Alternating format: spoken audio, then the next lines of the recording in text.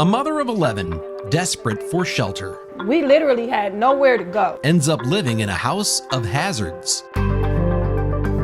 Lead dust is incredibly toxic. They placarded the house, shut the house down. But it's what her landlord did next I thought it was a joke. I'm not even gonna lie. I thought it was a scam. that left her on the hook How many people is he doing this to and then getting away with it? for a home that was uninhabitable.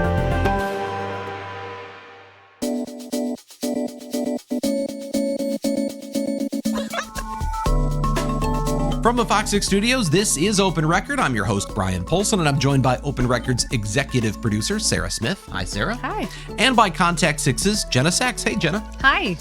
We are recording this episode on Wednesday, January 24th for release on Thursday, January 25th. And by the time this episode is released, my latest investigation will have aired on FOX6 News and will be available for viewing on Fox Local.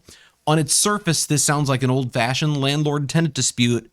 It turned out to be a lot more, but I know, Jenna, when you heard I was doing something about a landlord-tenant situation, that's something Contact 6 avoids for good reason. Right. It's one of the case types that we don't handle because landlord-tenant cases can be complicated. They can be time-consuming, and it often involves a lot of he said, she said, and often there's not a lot of documentation to back up. And since we're juggling so many cases at one time, this is just an area we've decided we don't go into.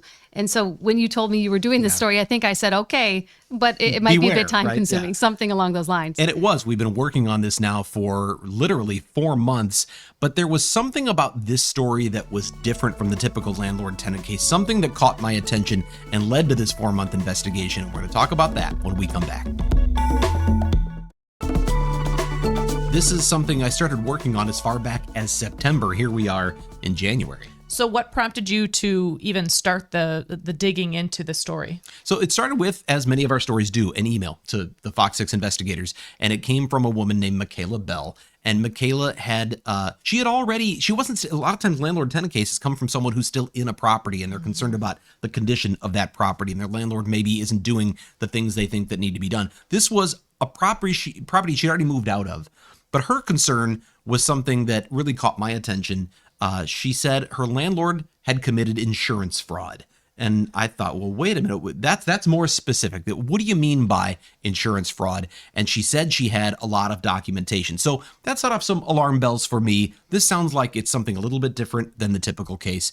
And I wanted to know what kind of documentation she had. She sent me some of that. Kind of the background is, Michaela had moved into a house. She and her family, she's got a big family, by the way, 11 kids that are ranging in age from 5 to 25, and then a few grandchildren as well. So she's got a very big family.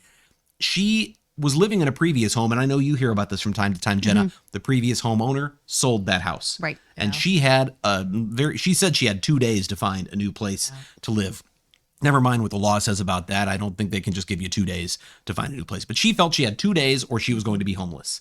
And she is living off of Social Security income, trying to feed all these kids. She doesn't have much money. So she had a caseworker help her find a new place. And the caseworker helps her find this house, 3046 North 2nd Street. It's the Harambe neighborhood in Milwaukee. And she says from the moment she moves in, there are problems. There's problems with stuff is not put together in the kitchen. The cabinets aren't all put together. There's no working toilet or shower. They had, she said, for the first 3 weeks to go to her sister's house to use the shower and to use the bathroom. Right. No working heat. So kids are walking around in coats. And she says it took a couple of months to get that stuff resolved. But that's not why she was reaching out. She hadn't reached out all the way back then. She did say, though, that there had been, a lot of these problems. And Jenna, I don't know what you don't cover these cases, but what's the first thing you would probably ask when someone says, this is what it was like when I moved in? It was terrible. Well, do you have documentation of that? Absolutely. And that's my first question. Do you have photographs? Did you take pictures? And I almost backed away because her first response is, well, that's an old phone. I don't have access to those photos. But I have a lot of people you can talk to, my caseworkers, my therapist, others who saw the condition of the property, but already red flag number one that's going to make this difficult. She doesn't have photos of what it looked like when she moved in. But again, she didn't reach out about the condition of the property when she moved in. She reached out because of what happened later on, and it was actually what happened 11 months later that made this a much bigger issue. So she lives in this property that she says the power's going on and off. They don't have heat. They've got, all these sorts of other problems, missing doors and other things. But the following summer, so she moves in October. The following, I think actually all the way to the following September. So this is 11 months later. Her grandchildren, 1-year-old and a 3-year-old, go to the doctor, and they end up getting tested for lead. And that's a big problem in the city of Milwaukee. Concerns about living in older properties that have old lead paint. And if the lead paint deteriorates, if it cracks, if it chips, it creates lead dust. And that is very toxic, especially to young children. Well, both of these grandchildren tested for elevated lead levels. One of them was about 3 times the limit that's considered to be lead poisoning. The other was 9 times the EPA limit considered to be lead poisoning. So this was a real concern. And that can be something that causes cognitive challenges. There can be a lot of side effects from that. It can cause learning issues. It can have long-term impacts on a developing brain. That's why it's such a concern in particular for children under the age of 5. And here's kids who are 1 and 3 who are testing with these really high lead levels. And the suspicion is it's because of their environment. And I talked to the city of Milwaukee Health Department for this story. The commissioner of environmental health, Tyler Weber, says the number 1 cause of lead poisoning is lead paint. And so whenever a child tests for elevated blood lead levels, they immediately go in and they do a health inspection. And when I say a health inspection, it's a really thorough inspection. They come in with, they do what they call dust wipe samples, and they do a bunch of those. I mean, dozens of those all over the house, and maybe even hundreds of them. They also have an X-ray gun that actually will test for lead paint in the, behind the walls, because you may paint over it with something that's not lead paint. And you wouldn't see it necessarily. And you might not see it, but if that surface layer begins to chip, then you've got the lead paint that's exposed. So they test all over the house. Out of roughly 300 samples they took, more than 200 tested positive for lead, some as high as 28 times the EPA standard for safe lead levels. So they basically found a house of horrors when it comes to the dangers of lead poisoning. Right. And you've seen, Sarah, the photos that the health department took. Now, again, this is 11 months into her living there. They took photos all over the house where you see chipping and cracked paint everywhere. And then so after they did the surveying and all the samples, that also prompted another inspection from the city. Yeah, so Tyler Weber says that when they go into these properties that have severe issues with lead paint, it's typically not the only problem they're going to find. But they're not experts in things like heating systems and plumbing systems and other things. So they bring along the Department of Neighborhood Services, the building inspectors. That's who does the inspections for things like, working furnaces and whether or not things are structurally sound and so on and so forth. So they brought in a neighborhood services inspector. And when they looked at the property, they found all kinds of things that weren't right. They found a pest infestation. They found structural issues with some of the flooring inside the house. They found all kinds of exterior problems. The porch railing was a problem. And most importantly, defective heating, defective plumbing, defective sewage, and defective electrical systems. I think in one case they indicated there were extension cords being used as wiring behind the walls. I mean, that's a major code violation. That's not acceptable. You can't do that. So they found all of these things. And Michaela tells me when they first came in, her thinking was, and I think this is not uncommon of a lot of tenants who've had concerns about the condition of their property, finally, they're going to make him fix all of this stuff. What happened instead is they said, you can't live here. This is not safe. This is not safe for you, for your children, for your family. So you've got to get out. Nobody can live here. And they gave her 10 days, essentially. Maybe it's a little bit, might have been 2 weeks to get out of the house. Within 8 days, Michaela's got a new lease. She's in a new place. A caseworker helped her find a new place. It's better. She's still there. She says she's happier. The conditions are better. But then something happened, right? But then something happened that really threw her for a loop. And that's what got me involved. What happened next was a thing she was not expecting. And we're going to talk about that when we come back after the break. So I mentioned that something happened after the fact, after she moved out, that really threw her for a loop and got her to call the FOX6 investigators. Before I tell you what that is, I think we really need to set up an important piece here. You said, Jenna, documentation is often an issue. We know that Michaela didn't have photos of what the property looked like when she moved in. But the landlord of the property, his name is Christopher Knight. I reached out to him early on when she first contacted me, and he told me the city would have records of the condition the property was in when she moved in. His claim was it was in pristine condition. It was tip top. They had renovated, they had done a bunch of work, and this place was in great shape. So it was not the condition she describes. He says anything they complained about, we came and we fixed within a couple of months. So she says it was in awful shape. He says it was in great shape. What's the proof? So Michaela was living there on a rent assistance agreement with the Housing Authority of the City of Milwaukee, also known as HACM, H-A-C-M. It's typically referred to as HACM. Because it's a rent assistance agreement, they have to sign a contract. The city will then pay a certain amount of rent based on your income and number of children and things like that, and you pay the rest. But they want to make sure it's a safe property for you to live in. So they are supposed to do a pre-inspection. They send someone out to inspect the property, and I asked HACM if they had that inspection report, and they sent it to me. If you look at the inspection report, though, it's a series of things that are just checked right on down, just slash. Like someone came in and just went, yep, everything. There's no notes, there's no descriptors, there's very little of anything. There is a circle around the word average in terms of the condition of the interior and average for the condition of the exterior. But beyond that, there's really very little description. There are no photographs taken, no other notes of the condition. And at the bottom, there's a signature for the person who supposedly did the inspection. It's just a looping signature with no name. So I couldn't follow up with the inspector who did the inspection to say, do you remember this property? Do you remember what it looked like? You know, what were your observations? There's no photographs. I asked the housing authority, can you identify this signature? I mean, you must know, right? It's your people. organization who signs their documents this way. And their response to me was, we don't know. Was Michaela in the house during that inspection with HACM? Well, she says she never saw anyone come through and do an inspection of the property. The only thing that happened is she said the day she moved in, and remember, this was a quick thing. She had 2 days to find a new place. Somebody found, the housing authority or whoever her caseworker was said, we've got a place, go here and check it out. She's so grateful because she's got all these kids.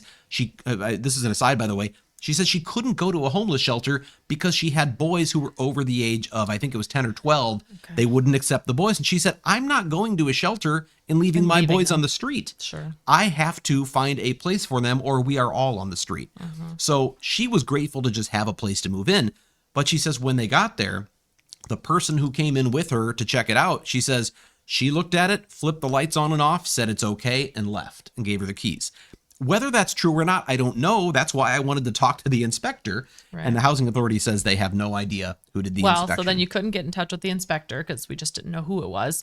So then obviously you reach out to the landlord, Christopher Knight. So what was that conversation? And that was another reason I started looking into this story. Was my conversation with Christopher Knight was surprisingly tense. I just wanted to find out, do you have documentation?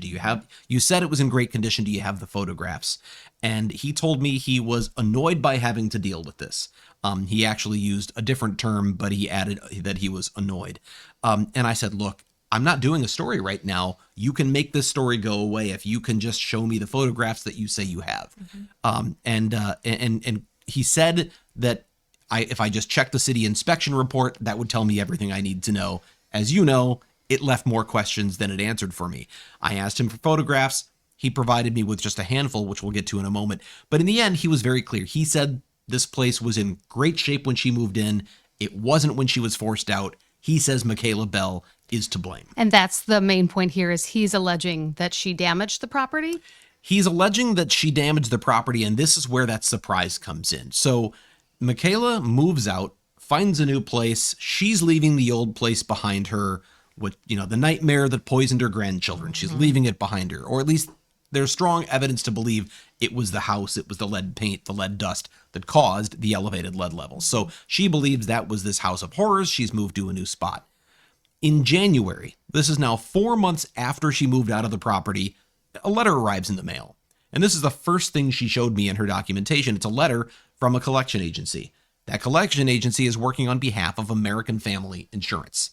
And it says that she is liable for a loss that was suffered by a company called Easttown Management, and that she may be liable for paying it back. $39,000 was the debt they said she owed. So she is destitute. She is poverty stricken. She is on all kinds of public assistance. And she's getting a letter that says you owe nearly $40,000. Yeah. It didn't say much about why. In fact, that first letter said almost nothing about why. So she didn't call us right away.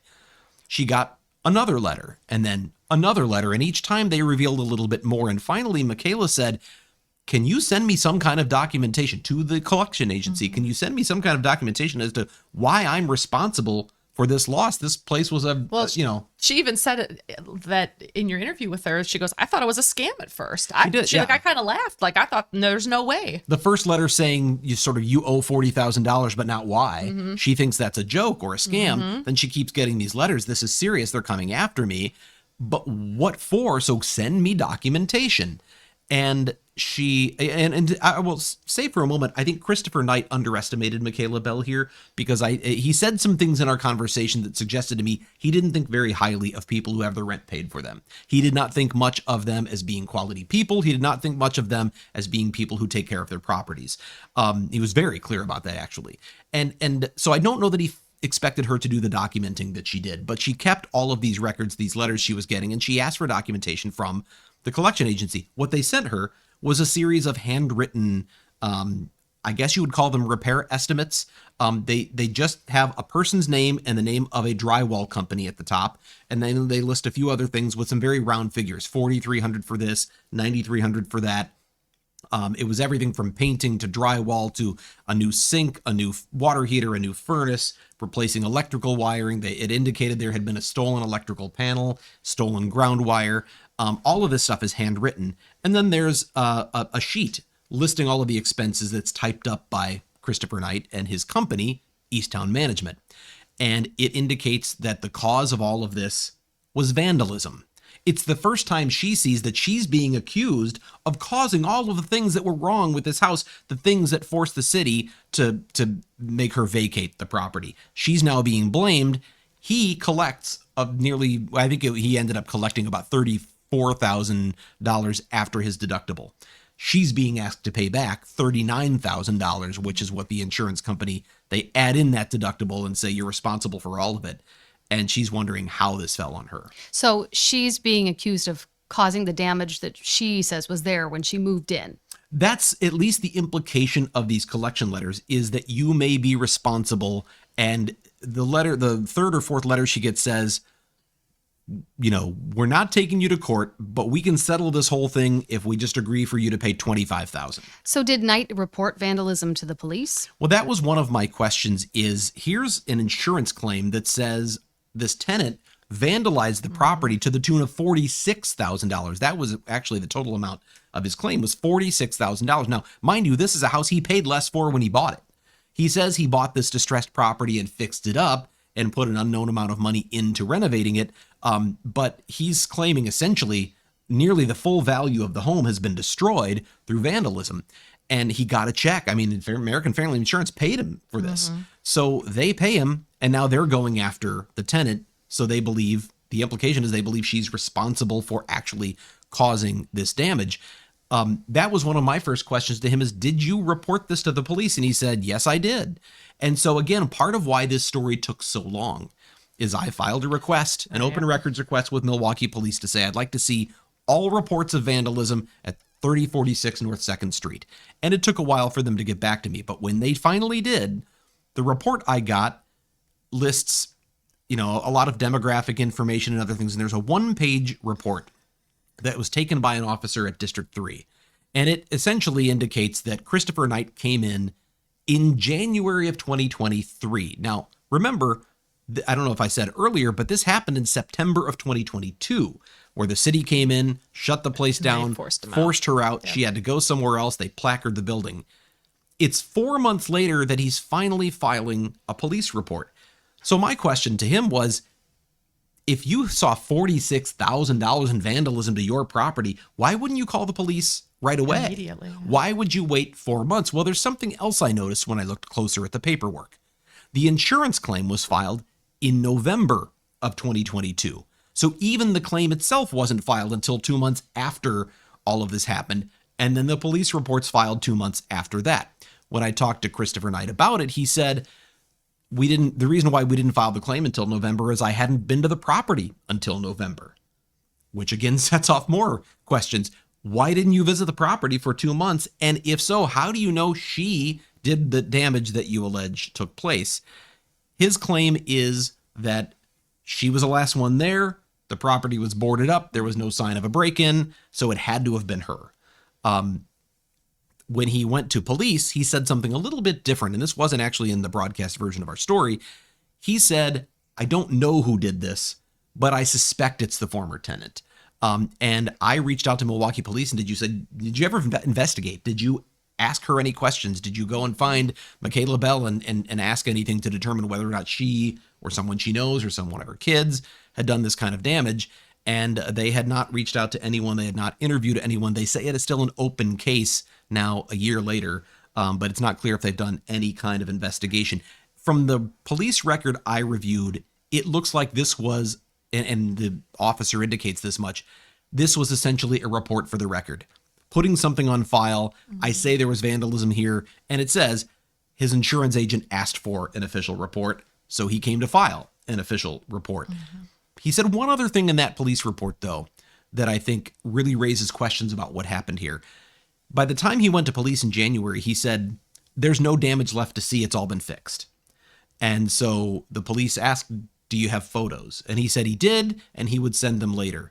I have asked Milwaukee police if they received any photos, and they told me it's a pending investigation, so I still don't know if he sent photos of the damage. They say it's still an open case. So I don't know what documentation he may have provided, but the idea that he says it was already fixed. Part of the $46,000 in damage was exterior damage that he claimed. We visited the property since then. There has been no work done to that house. There's still a giant tree laying on the back of the house. The porch is still in terrible condition. The windows from the outside are painted shut. There are boards. It doesn't look like anyone's done any work on the property. He's been paid for it. He told police he already did the repair work, but I don't see any evidence of that. Can you give us a little background on Knight? I mean, is he a prominent landlord in Milwaukee? He's not one of the biggest names, but the City of Milwaukee Department of Neighborhood Services did tell me that his name has become one that's on their radar. Again, this is not in the original story that I did, or the broadcast story that we did, but this Department of Neighborhood Services sent me all of their violations and investigations and the things that they found at his properties. He probably has a couple of dozen properties in the city, maybe a little bit more than that, a little bit less. It's somewhere in that neighborhood. So he's not one of those people who has 200 properties. He's got maybe 25 to 30 properties in the city, and the number evolves from time to time as some are sold, others are purchased. But he had quite a number of violations over the years at not all, but many of these properties. So he's got a track record of having various code violations and having orders filed against him. This was not the only property where there was an issue with lead paint. Another family member of Michaela's also has rented from this same landlord and had children who tested positive for lead. So, but what I found about Christopher Knight that was really interesting was when I was on the phone with him, remember he said he was annoyed by having to answer these questions. He said in that conversation back in September, I've got a lot of other stuff going on in my life. We just had a baby, and I've got some other of my own. I've got bigger problems to deal with. And I wondered kind of what that meant. Well, when I went to look at CCAP, the online court record system here in Wisconsin, I found that Chris Knight has been facing a lot of legal trouble lately. So he's got this sort of mini rental empire in the city of Milwaukee, but he's in a lot of financial trouble. And just last year, 2023, he and Easttown Management, his LLC that is the property management company, have been named as the defendant in more than a dozen lawsuits. 12 civil lawsuits, 2 or 3 small claims cases. So he's been fighting a lot of legal battles. So and what's the timeline on that again? The legal stuff, because does that coincide at all with the insurance claim stuff? That's the really interesting thing here, and one of the things that I think raises again more questions about this vandalism claim to American Family Insurance. As I read the lawsuits that have been filed against Chris Knight and Easttown Management involve things like breach of contract with other property managers who he's bought properties with together, or one accused him of civil theft because he accepted money to manage certain properties and they say he didn't provide those services. But most of them were foreclosure of mortgage. So I think it was about 16 properties that one particular lender, Lima Capital, sued him to foreclose on those properties. And in the text of their complaints, it says that the last payment they received was November of 2022. Remember that vandalism claim I said occurred in November of 2022. So the last time he made a payment on 16 of his properties, he was also filing a claim to collect $46,000 in damages from his insurance company. I did ask American Family Insurance, why'd you pay the claim? Did you guys investigate Look this? into it, Did you yeah. see the evidence that it was in fact this tenant? And what they told me is their claims investigators did a thorough investigation. They issued payment. Beyond that, they won't comment because it is a client of theirs, and you know that they consider that confidential information. So Easttown Management, do they have a headquarters somewhere? Did you go there? Yeah, Easttown Management has an office that is listed in Elm Grove, and that is where Chris Knight lives. It's in an office building with various offices on the first and second floors, and we went to pay a visit there because I will point out, I talked to Chris on the phone in September, and that's the last time I spoke to him. We emailed a couple of times and then he stopped responding. And part of why that happened is because of, we talked about documentation. Chris sent me photos of what he said was proof that Michaela Bell and or her family had actually done vandalism to this property. He sent 5 pictures. 2 of them were a before and after of a bathroom. The photo before is a bathroom that looks like it is, you know, there's tile in the shower, wall, and there's a regular bathtub there. It looks like it's in good condition. The toilet's in good shape. The sink is, vanity is attached to the wall. The second photo that says it's labeled after shows vanity has been ripped from the wall. There's a hole in the wall. There's garbage all over the floor. It looks like someone has destroyed. I mean, this looks like vandalism, like someone came in and tore stuff out of the walls. And he said, that's all the proof you need. I think the email said, these photos speak for themselves. But when we looked closer at the before and the after, the shower tiles were a different shape. The flooring was a different color. And I even looked at something as detailed as the shower head's location. If you looked at the shower head in one photo, it was coming right out of the wall, right where the tile line ended. In the other photo, it was about 4 inches above the tile line. And so I asked Chris, I said, do you have photos with the metadata in there so I can see when and where they were taken? The latitude, the longitude, the time. Every time you take a photograph with your phone, it records all of those things. I had questions about whether these were authentic phones, whether this was even the same bathroom, or at least when were they taken? He's saying one is before when she moved in, one is after when she moved out. I wanted to see that. He never responded. I explained to him the discrepancies we saw in the photos. He never responded. We paid him a visit to his house. He didn't answer the door. And then we went to the business. So I went to Easttown Management. It's in the basement of this office building, and it's just a small office, very, very small office. The shades were drawn. The light was on, interestingly.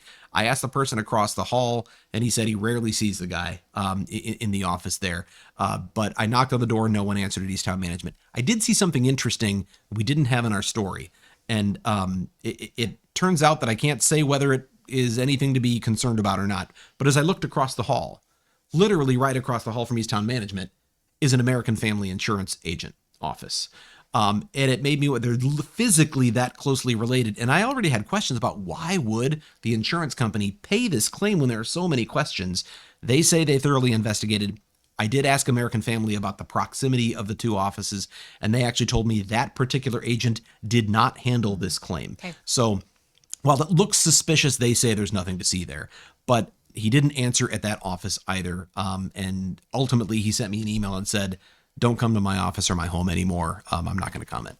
Were you able to help this family? Did you make a difference in her case? Well, after all of the confusion and the difficulty in trying to prove what, you talked about from the beginning, the he said, she said nature of all of this, I still wondered how could the insurance company have considered her to be responsible. She's never been taken to court over this. Police weren't told for 4 months and police never interviewed her. On what were they basing? American Family paid the claim, but on what were they basing her responsibility? And I'll tell you what happened with that when we come back. So, as we talked about from the start, landlord-tenant cases can be really messy, and this one was a really super messy case. The question was, how could the insurance company hold Michaela Bell responsible for a $40,000 debt when there is no police report saying that she committed vandalism? Police never even talked to her about the vandalism. There's no court case that says she's responsible. I do also want to say an ad. Just is she? Michaela's in good standing with the housing authority, right? She is. Like she Yeah. paid her rent on time. Yeah. She was never behind or anything. The housing authority does have these contracts, and she signed a waiver of privacy to allow them to give me this information. But the housing authority was paying literally 99% of her rent because she has so many children. The math calculation they do on her very paltry income, they paid 99% of the rent, and she was responsible for literally $39 a month. Now you might say, and I actually had someone else say to me, what's the point? Why have her pay anything? There are certainly some who say if you've got a stake, if you've got something, you have a piece, there's more of a responsibility. And Michaela, from the records the city has, she paid every month. They say they have no record that she ever missed any payment. She has no evictions on her record. She has nothing, no property damage on her record. So this is not someone with a history of not paying her rent, a history of being a problem tenant. She has a pristine record when it comes to that. And here she was being told, you've done immense damage to this property and you have to pay for it, with no police report, no court record, no court hearing. And she's just wondering, that's why she came to us, how can I be responsible for this? So I asked American Family Insurance that part. And while they said they thoroughly investigated the claim, they did say they are going to discontinue the collection against Michaela Bell. And she said, I'll believe it when I see it. So when she got the letter in the mail from American Family Insurance, she invited us over to be there when she opened the letter. And she opened it up, and sure enough, it said that they've discontinued the collection effort and that the collection agency has closed the case. So she is not on the hook anymore for that $40,000. What's interesting, though, is, you know, you've been in a lot of these resolution situations where someone is just overcome with relief because they've been released from something. I wondered how she would react when she opened the letter. And there wasn't as much overwhelming relief as, okay, good. Now, what are they going to do about him? And she was still upset. She's still very upset with Christopher Knight because she feels this whole situation came about because of what she believes was fraud. And I want to be clear, there's never been any criminal charge. There's never been any criminal conviction. Christopher Knight has not been accused of or convicted of committing fraud. But these circumstances for Michaela Bell scream fraud to her. I did find, and I want to point this out, I did find at least one other company that says they believe Christopher Knight has made false representations to them. So I told you that he has all of these foreclosure actions and other lawsuits. Chris Knight is in debt more than $1.5 million when you combine all of these cases. And he told told the court in many of these cases that he was planning to file for bankruptcy. In December, he did. He filed for Chapter 13 bankruptcy, personal bankruptcy, not his company. He filed for Chapter 13 bankruptcy, and that immediately puts a stay on any collection efforts against him. The court said you haven't filed the proper financial paperwork, schedules, and all those things, so if you don't do that, we're going to dismiss this case. And sure enough, beginning of the year, he hadn't filed the stuff. They dismissed the case. The collections can begin again. Now he's telling the court he plans to file Chapter 11 instead. Is that a stall tactic? Is it legitimate? I can't say. I don't know. But in the Chapter 13 case, there was a letter that came from a company called Eagle Movers. And Eagle Movers owner Tom Britton said that he and his company had moved Chris Knight and his family to the house he currently lives in Elm Grove. It's a $500,000 valued house right now. I think he bought it for $370,000 when he did. He said he had a lot of stuff. It took a long time. There was a $4,000 bill at the end of this. And he says, Tom Britton says, Chris Knight gave his crew an invalid credit card. They ran it. It was no good. He says he's tried to reach him. He said 35 times since then, won't return any of his calls, took him to court. Then he wrote a letter to the bankruptcy court saying this guy has been intentionally evading me and evading payment on this bill. He believed it was fraud and that therefore the bankruptcy court should not allow him to be protected by that. When he found out from me, by the way, that the bankruptcy case had been dismissed, he immediately went to court and secured a judgment. So he now has a judgment for money against Christopher Knight, but he felt he was misleading and disingenuous as well. Again, never been charged with, never been convicted of fraud, but certainly Michaela felt that was what led to her being held responsible. At least now she's off the hook. Did reporting on this story leave you with any other questions, maybe about Hackham and how they handled this? That's a great question because we didn't talk about this in the story at all. But I think Michaela's also upset with the housing authority because they didn't do the documentation on the front end. I mean, she's obviously grateful for the rent assistance. And so it's hard to speak out against a place that is paying your rent and keeping you in a house. Yeah. But she's concerned that they didn't do the front end work to document this initial inspection, to take the photographs, to indicate even who did the inspection so you could follow up and find out if they had recollections of certain things. She felt they dropped the ball. And because of that, it left this landlord in a position to say, look at the inspection report. It says everything was fine. And now look at it at the end. It must have been her fault. So she did have a problem with that as well and says that she really thinks they should be doing a better job to document on the front end. And I think that's a good time for us to go off the record, which we will do when we come right back. And it is time to go off the record. This is the part of the podcast where we get a little more casual and have a little fun by answering a question for which we have not prepared. And of course, here to ask us that question is Sarah Smith. It's me. Okay. Quick show of hands. How many have a bucket list, like a life bucket list? Things you want to do before your time here on Earth is done. I feel bad that I don't have one. I always feel like I should. I mean, there Not are like things, a literal one. Yeah, but like in your head, you're like, I really want to go do this. There are things that Okay. fit Yeah. a bucket list, but Okay. I've never created one. All right, so this is going to be the opposite. Instead of a bucket list, we're going to talk about an anti-bucket list. What is on your list of things, stuff you would never do in a million years, and you have no desire to ever do it in your lifetime? Bungee jumping.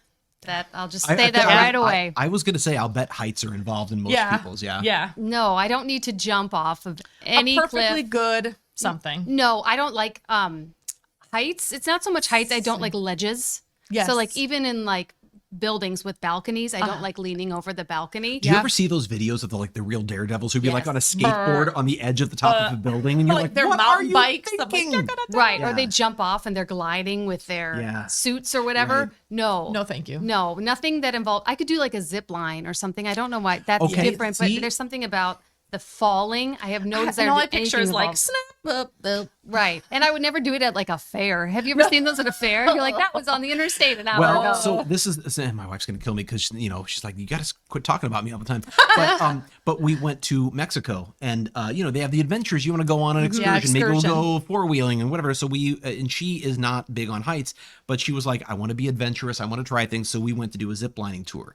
And first of all, you're not, OSHA isn't working on these Yeah, things. We're not in the that's true. United Yeah, States. yeah. So you don't know what kind of regulations there are and what kind of inspections are being done. But we went to a place where there's like a series of escalating zip lines. There were 7. You start with a longer and lower one, but then you go to the tallest one, which was 700 feet in the air. That is taller than the St. Louis Arch. So to give you an idea.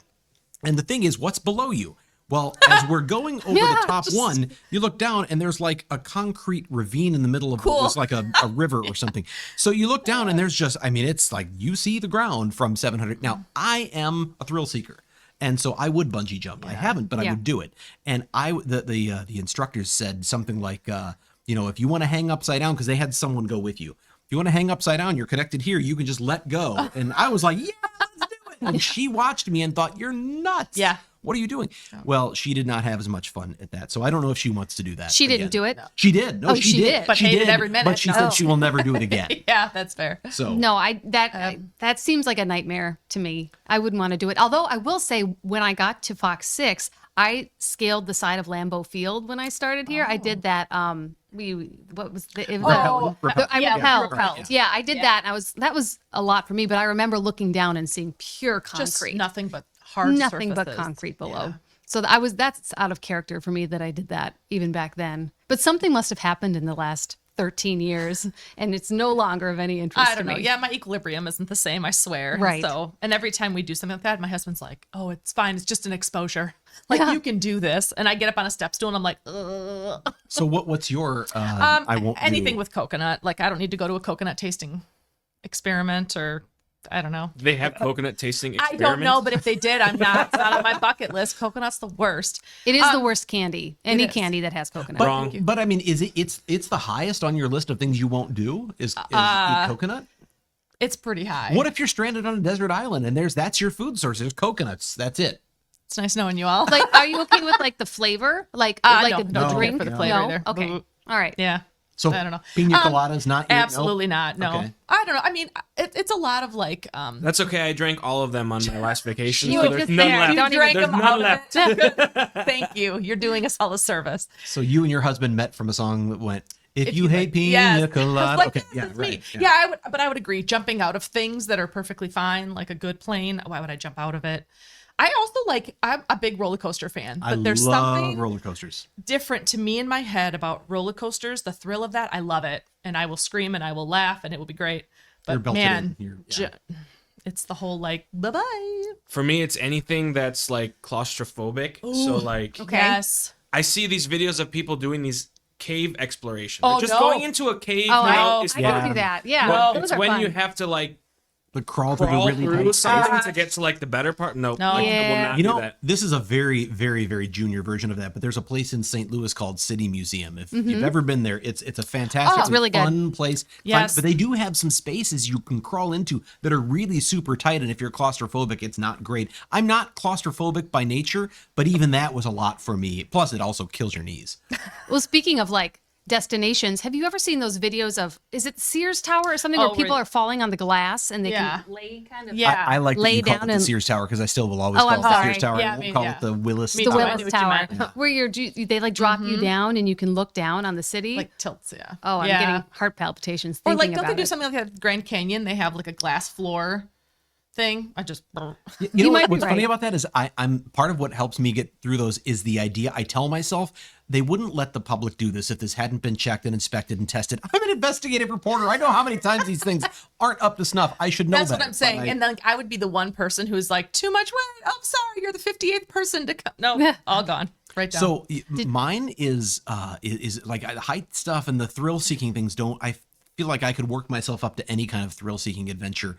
Now I don't want to be in a cage with sharks outside. I don't care if that Yeah. that doesn't interest me yeah. at all. But the one, do you remember the show Fear Factor? Yes. I was Joe Rogan actually was the host of that. Yeah. And like they'd be eating all sorts of exotic things. Number one, I have no desire to eat any super exotic, disgusting stuff. Nope. I'm good with the current Anthony diet. Bourdain, when he would go around and eat the most He ate disgusting, everything. Yeah. I don't want to eat the intestines and whatever of various things. I don't care. care how much I of a don't want it. delicacy. That is not of interest to me whatsoever. But the one I absolutely will not do, and I feel like you talked about exposures earlier. This would be like the ultimate exposure to me.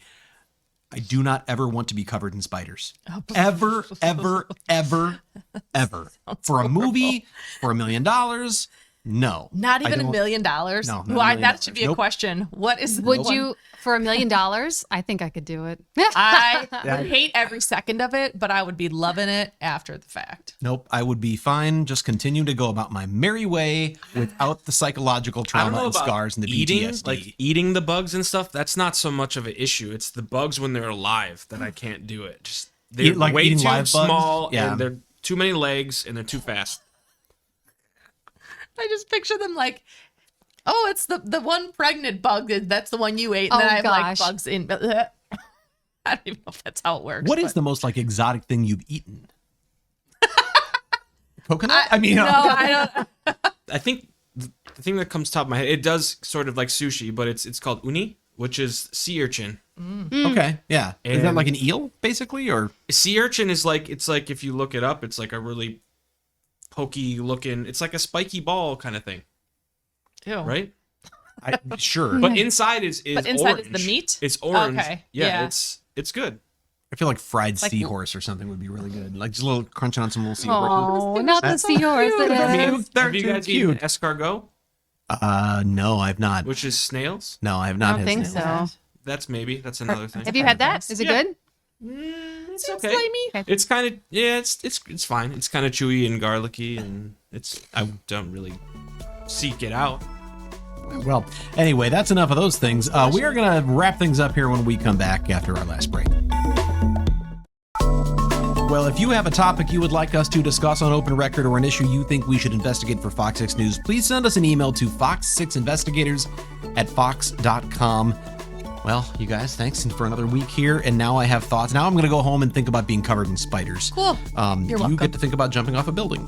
I'll think about eating some snails. There you go.